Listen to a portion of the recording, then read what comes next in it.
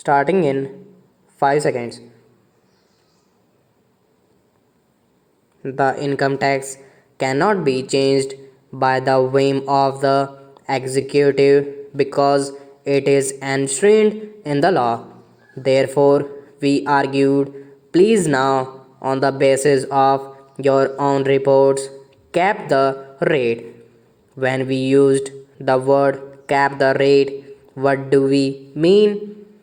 It cannot be changed by the whim of the executive.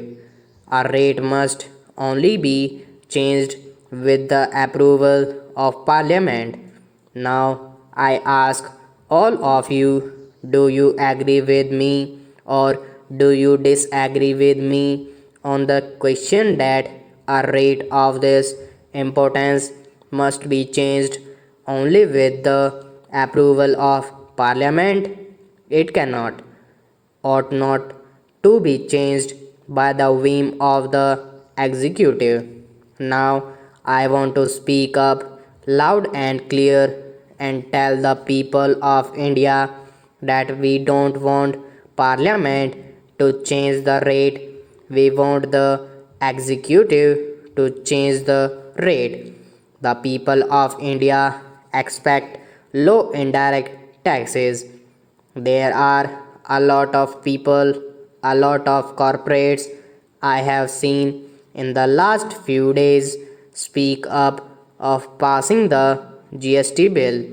It does not matter to them whether the rate is 18 or 20, they will pass it on to the consumer.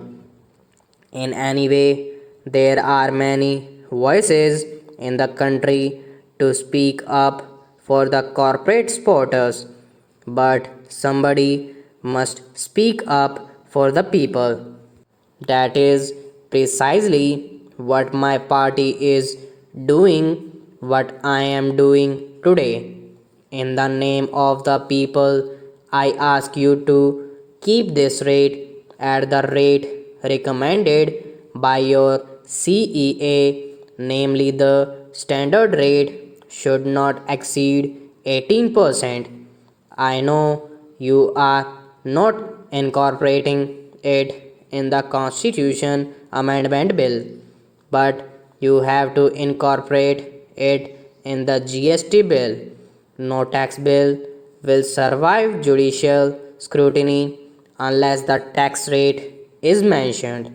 So today you may avoid mentioning of it, but 3 months later when you come back with the GST bill, the CGST bill and the IGST must mention a tax rate, and we will repeat this demand again then.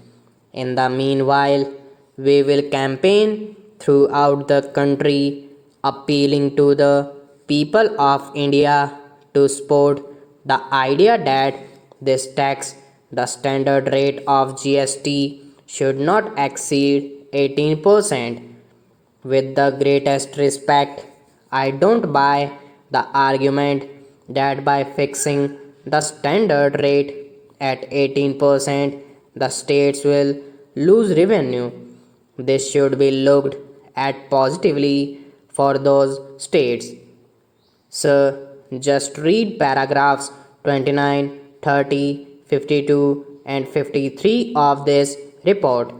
It categorically argues on sound data that a rate, which is the standard rate, which is based on implied RNR 15 to 15.5, a standard rate of 18% will protect the revenues of the center and states, will be efficient, will be non-inflationary, will avoid tax evasion and will be acceptable to the people of India. However, if the government does not care about inflation, does not care about acceptability to the people of India, does not care about efficiency, then go ahead and charge 24% or charge 26%. That is defeating the purpose of GST. If you are going to charge 24 or 26% ultimately on goods and services, why bring a GST bill at all? Your excise and customs will take care of it. Please remember, services today represent 57% of India's GDP. It suffers a tax rate of 14% today. With Swachh Bharat cess and other cess, it may have gone up to 14.5%. But if you are suddenly jack it up to something like 24%, it is hugely inflationary. Let me caution you, let me go on record. It is hugely inflationary, and there will be a huge backlash if you raise the service tax rate from the current 14.5% to 23 or 24%. Sir, likewise, in VAT, most goods suffer a very low rate of VAT. There is a huge number of exemptions, and only 56% are of the standard rate. If you are suddenly jack it up to 23 or 24%, it will be inflationary, and a high rate will lead to tax evasion. A high rate will mean an inefficient system. So, I would urge the government to reflect on it again. Yes, we have today agreed because I believe even the government has not made up its mind on what the RNR is. The government and the state ministers are not agreeable on what the RNR is. In the last meeting that took place the last Tuesday, according to our information, there was a clear cleavage, a disagreement between the state finance ministers on the one side and the union finance minister on the other. I can't believe that they have not agreed on RNR.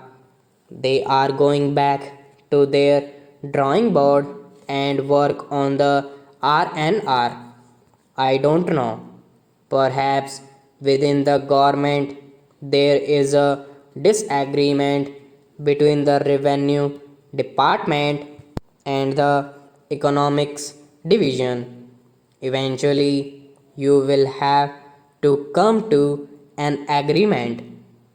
Stop.